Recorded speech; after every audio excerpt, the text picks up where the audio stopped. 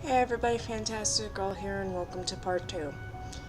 So, this part, we're going to be talking about how Dusty's sisters treat their dad. First of all, they act like he's incapable. Not like, he's been working at the same job for 45 years. You know, he's totally incapable of managing his own money when he learned how to manage his own money before he met his wife. They're acting like because their mom died, he can't figure out how to do the bills and stuff. Yes, their mom did it a lot after they started, when they were married. But that was because he started working more, because of course he had to provide for children. And also, she had not as long of a job shifts as he did, so she had more time to work on that. So that makes sense. But instead of after she died, helping him learn how to do it on his own so he can do it on his own, they just took over. And that's not right. I mean, let me tell you, with the way they're treating his dad, if I were to do that to my dad, even now, I'm 22, he would tan my hide.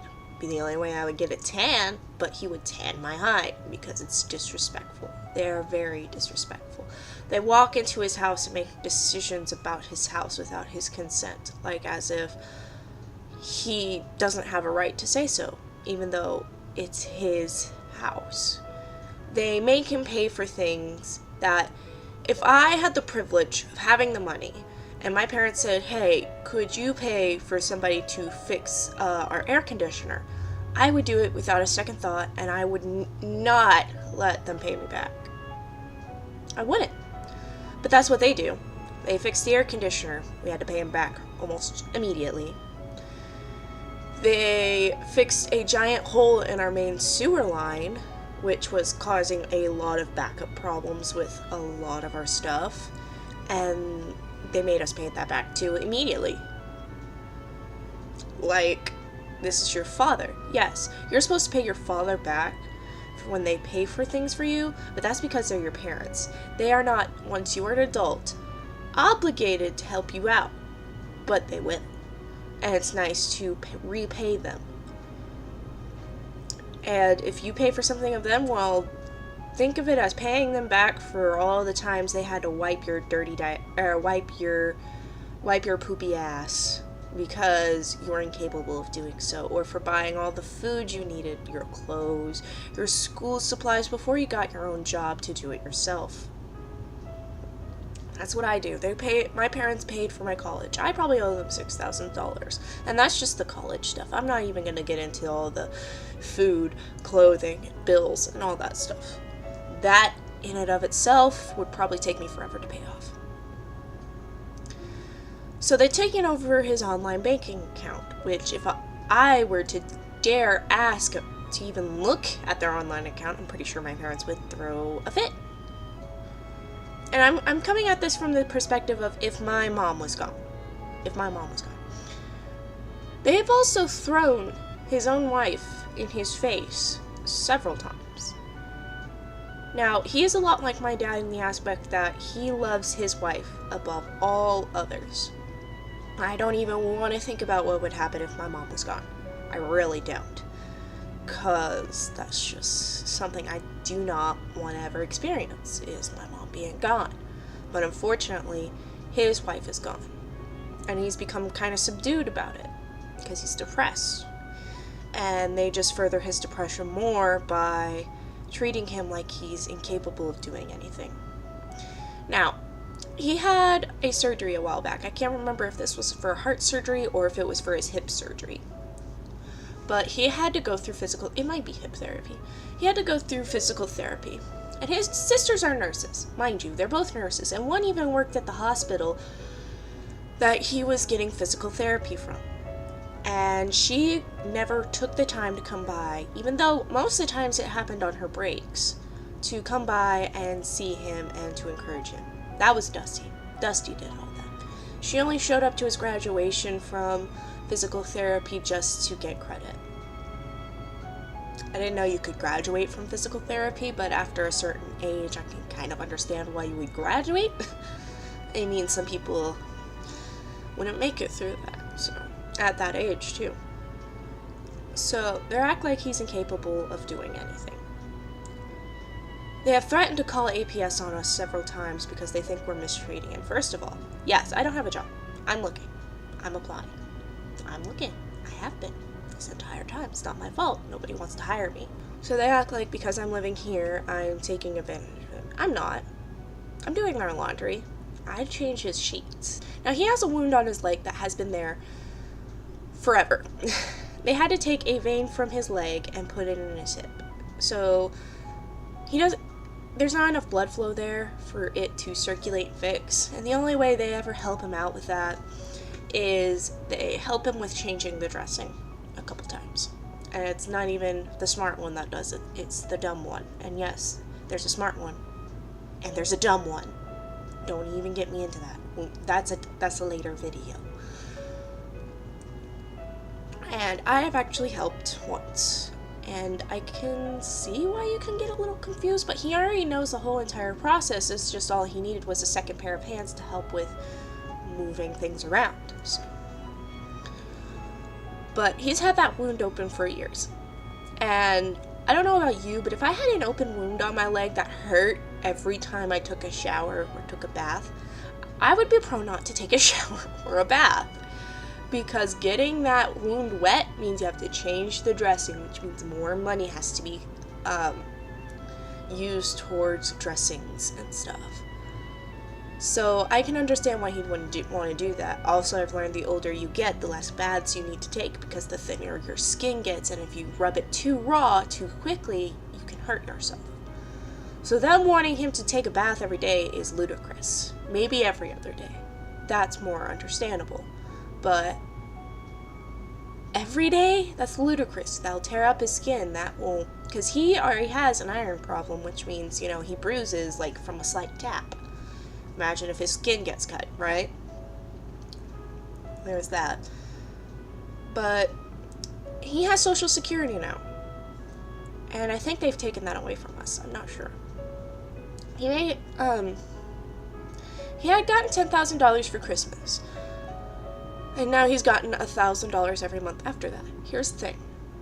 The reason why they give it to you around Christmas time, $10,000, is that way you can still get gifts for everybody for Christmas. And that's what he did. Not only that, he still paid all of his medical bills. Apparently he was so far behind medical bills that most of the money went towards medical bills. And the only other expensive thing he got is the car. And that's that way Dusty can get his license, and then he can teach me so I can get mine. And his sisters are acting like that's a crime. Like, Christmas gifts are a crime. Medical bills are a crime. Everything we're doing is a crime because they want to have control over us. And Dusty's dad finally put his foot down on Monday and said, no, you're not going to get to come in whenever you want. And so we changed the locks. I had to help him. We figured out that part of the lock was put in upside down. That's why it wasn't working. But we changed the lock. And immediately afterwards, they forced us to give him keys. But then Dusty's dad was like, well, you know what? If I have to give you 2 keys, I'm giving them to my real kids. He considers me a daughter already, and I'm kind of blessed, and I don't feel like I deserve that, because I don't have a job, I'm not contributing financially. I can see why they're upset with me by that, but also at the same time, I have 2 learning disabilities, so yeah. Apparently, he's not allowed to have alcohol because that's bad for you. Well, if you had to take pain meds for an open sore on your leg that still won't close and your hip that is in pain constantly, you can only take so many painkillers during the day before a doctor would say, okay, enough, you're going to overdose. So how is he supposed to sleep at night if he can't even take any more painkillers before he goes to bed? Exactly. Alcohol dulls the pain and makes it easier to sleep. It also increases blood flow, which is kind of necessary for that. So, yeah. But he's not an alcoholic. He drinks like, what, 1 beer a day? Just enough to dull the pain enough so he can sleep? I mean, come on. What's the harm in that? It's not like he's drinking like gallons and gallons of beer a day. He's becoming violent. Like, the most he's ever drinking, I think, was on my birthday. And that was like 2 big Bud Light cans, but it was my birthday. I had wine. Dusty had his Corona. So, it was my birthday. It was a day to celebrate. He didn't even really stumble. He slurred, but he also doesn't have teeth. So, that's like, it's kind of frustrating because the way they treat their dad, they pay his bills without consulting us first, without seeing if we've gotten groceries. We hadn't gotten groceries in 2 weeks because of this. We're gonna be able to this week. But what happens if, to them, bills are more important than food again? What are we supposed to do then? Yes, I can get a job. I'm working on that. I'm applying to Chili's and Starbucks and Subway and Chick-fil-A said no to me, but that's probably because I have a learning disability, so. But other than that, that's money he's worked for. He spent 45 years working for that money. He worked and earned his Social Security. We're usually spending that Social Security on bills and food. Like, what? Is it crime to eat? I'm sorry we're not all anorexic here. I'm sorry the economy sucks and everything costs a lot of money. They act like, oh, another thing, they think he has dementia just because he refuses to tell them what we spend our money on, because it's none of their business. So he says, I don't know. Or he says it's none of their business, which they think translates into, I don't know, and I don't want you guys to get mad at me for not remembering. But they act like he has dementia because of that. First of all, dementia does not do that. First of all, he would have a hard time being able to do the basic things he needs to do to live. He would forget to go to the bathroom. He would forget to eat. Actually, I think eating's the only thing they remember. They forget what day of the week it is. Like, to an extent where to say today was the 29th, and they still think it's the 19th. Yeah, that's a lot of time they missed, because for some reason they forgot. But he still does that. He can still drive. He goes to work. Yeah, he's 67. So what? He takes care of himself. He bathes himself when he is up to it because, he doesn't want to hurt himself.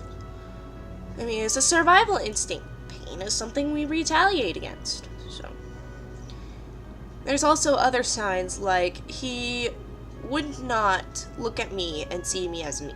He would see me as somebody else. Somebody from his past, because a lot of times what dementia does is take you from this current point in time and takes you back. He hasn't called me his wife's name. He hasn't called me his kids' names. He hasn't called me anybody he used to grow up with. It's just Amber. It's just Amber. Dusty is still Shane, because Shane is his middle name. So they're acting like he has dementia.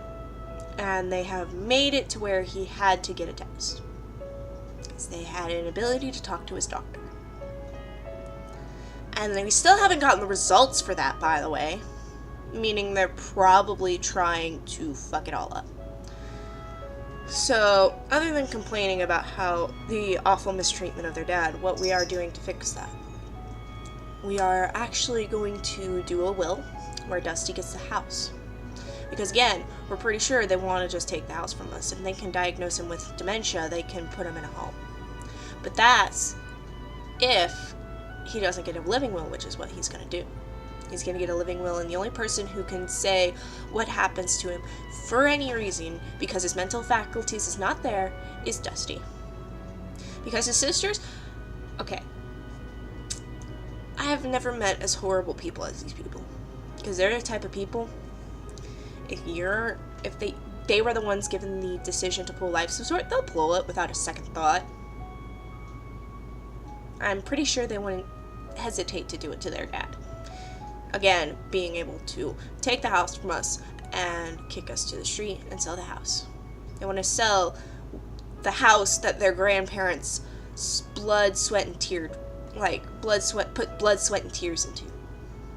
And it's kind of shameful. So that's what we're gonna do.